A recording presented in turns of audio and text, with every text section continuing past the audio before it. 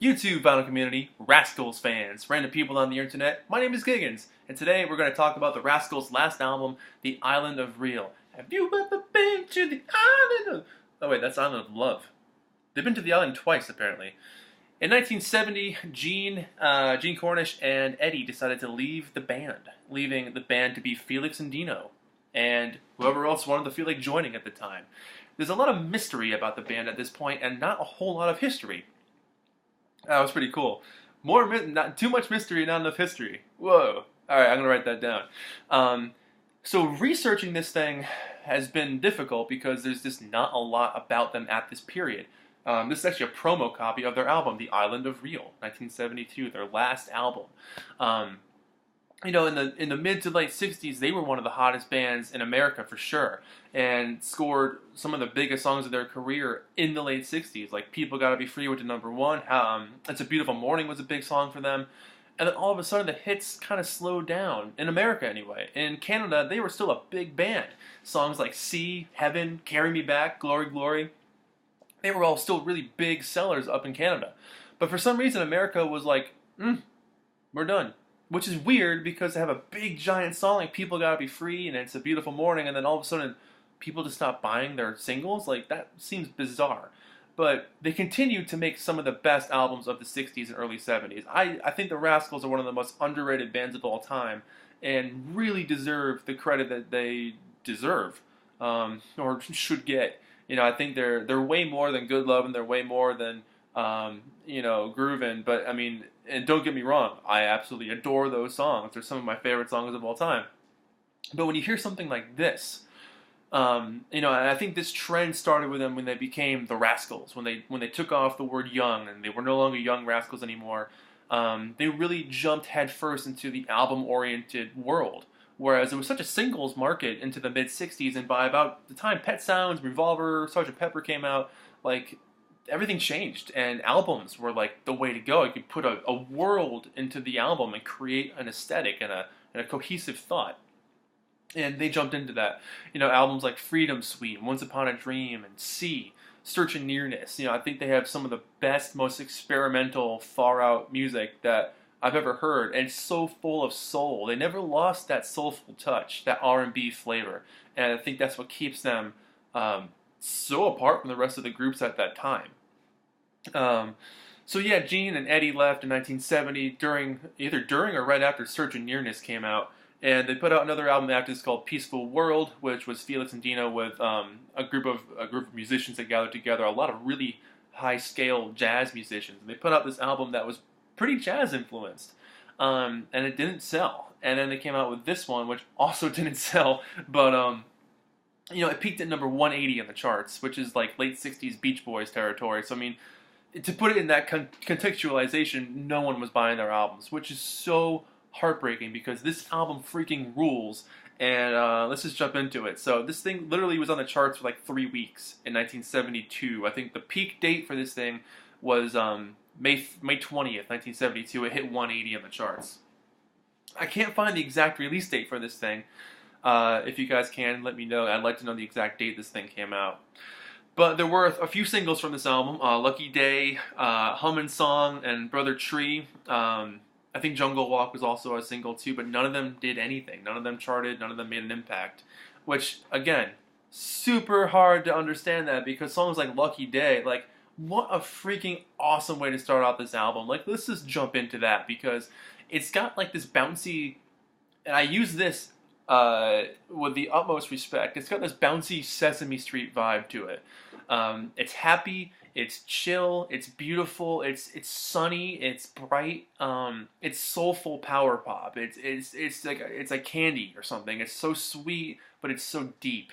I absolutely love this song as the opener. It's just pure happiness in a track. It's Felix's voice. Once it comes on, he just locks you into that groove. He's got that so cool R&B vibe to his voice, and you're like, yep, I'm in.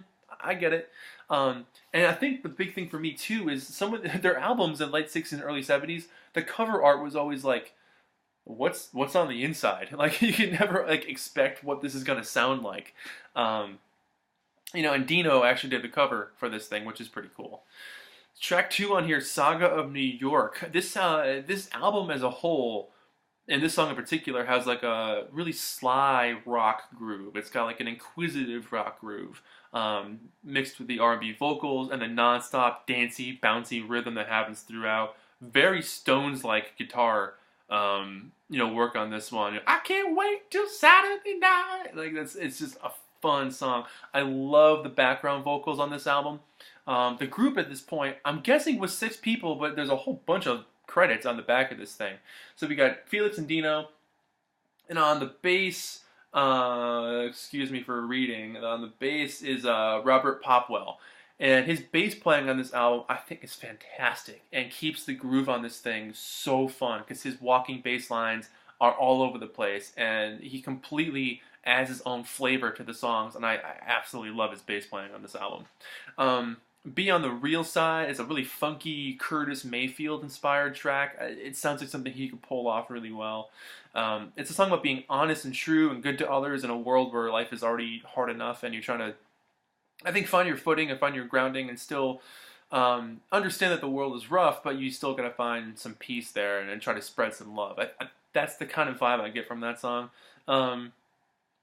And I think the cool thing about this album, and this song in particular, it's got these synthesizers that almost have that Band on the Run or even Gin and Juice type sound. Like, it's when that came on at first, like that theremin-inspired synthesizer, I was kind of taken aback because I was like, I never heard something like that on an album this early before. Like, I've heard Moog on albums going well into the 60s and I think even the early 60s, but never something like that sound, like that. I cannot make that sound at all, but if you've ever heard Band on the Run or Gin and Juice, you know what I'm talking about. It's got that theremin-sounding synthesizer. Jungle Walk.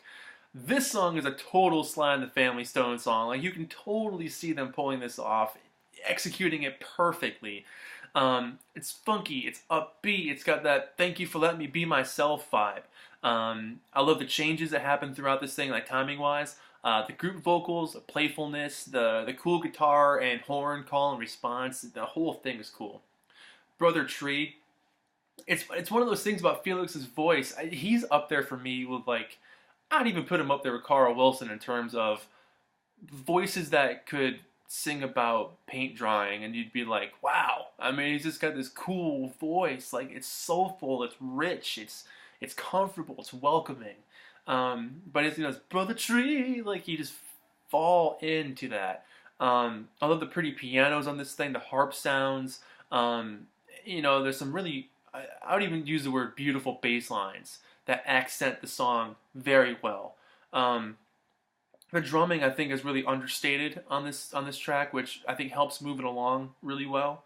The vocal choruses, like the blending of the female voices with Felix and the other guys, I love that. I'm a total sucker for. I think it works so well for their group. One thing that I do find about this album, it doesn't sound like a quote-unquote Rascals album, but then again, it does. I think if the group had continued after this, hearing something like this wouldn't sound so disassociated to their early days. If you look at a group like The Who, for instance, I mean, their first handful of tracks were just this brash, anyway, anyhow, anywhere, can't explain, my generation. But then you get up to, like, stuff on Who's Next and Quadrophenia, and they expand really far to what they sounded like earlier in their career. And that had only been 6 or 7 years. I get that vibe with these guys. And it's interesting because after the group broke up and Felix was doing his own thing, he experimented a lot with like guitar-based rock. There was still a lot of piano and synthesizer and stuff, but a lot of it was guitar-based. If you have the time, look up his album from the late 70s called Treasure. Vinnie Vincent from Kiss plays on it, and it's awesome. It's a really good album. Anyways, back to this. Island of Real is the title track on here, and they've been to the island twice at this point. First, they were at the Island of Love. Now they're at the Island of Real. And it kind of comes out of nowhere, out of the end of Brother Tree. It just kind of like pops up, and all of a sudden we're at the Island of Real.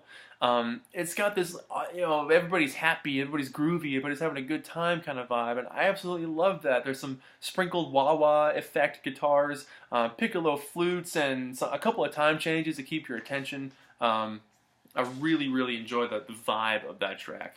I can totally hear Charles Bradley singing this song. Rest in peace. yeah, it comes back full circle at the end. It jumps back into the original swing of how the song started. I love that coming back to it. Side two, Hummin' Song.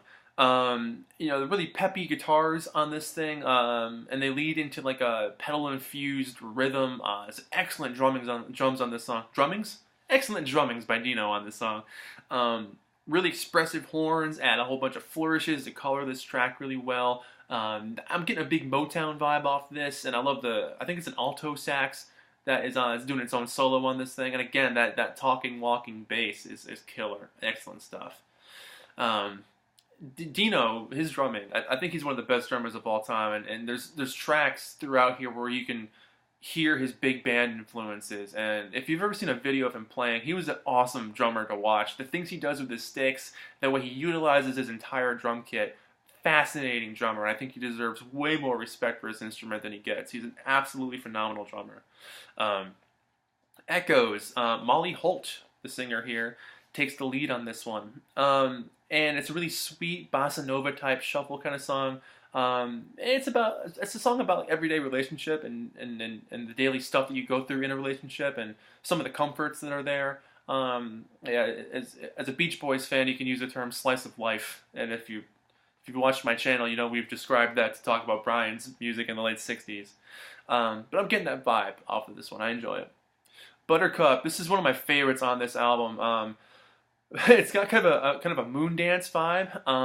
With that bouncy bass line, dramatic strings, kind of a funky feel, really pronounced horns. There's an anxiety in the flutes. I like the sense of drama, the touch of tension that happens, and there's just a little bit of jazz thrown in, and lots of exploration and experimentation. Coming off the previous album, which was loaded with jazz, I think to have like a touch of it throughout this album benefits the album for sure. Time Will Tell, the next song on here. Really powerful, attention-grabbing, just rocking tambourine that does not want to stop throughout the whole thing. And that's such a one song per album kind of thing where you have like the tambourine that won't stop. You're like, yeah, I love this song. But if the tambourine was all over the album, it'd be kind of annoying, but it works so well on this one track. The way they draw out, time will tell, like they elongate that. It's just a groove. I mean, the organ on this thing is so fun. There's plenty of like bubbling organ parts all over. Bubbling organ parts. All right, write that one down if you're at home taking a test, because that is something you should write on a test. Bubbling organ bits and sounds happening all over this track. Hey, this is a one take, folks. This is how we do it at the Giggens channel. This is real time, man. One take. I absolutely love this track. It ends with this big jam. It's you can tell they're having a good time on the song. Really cool song. And then Lament, the last track on this album. Just the name alone reminds me of like a John Coltrane song or something. I love that. But this is probably the jazziest song on the LP. And I like it because it lets Dino show off a little bit. You get to see more of his exploration on the drums. His big band influence is here. His Gene Krupa-ness is here.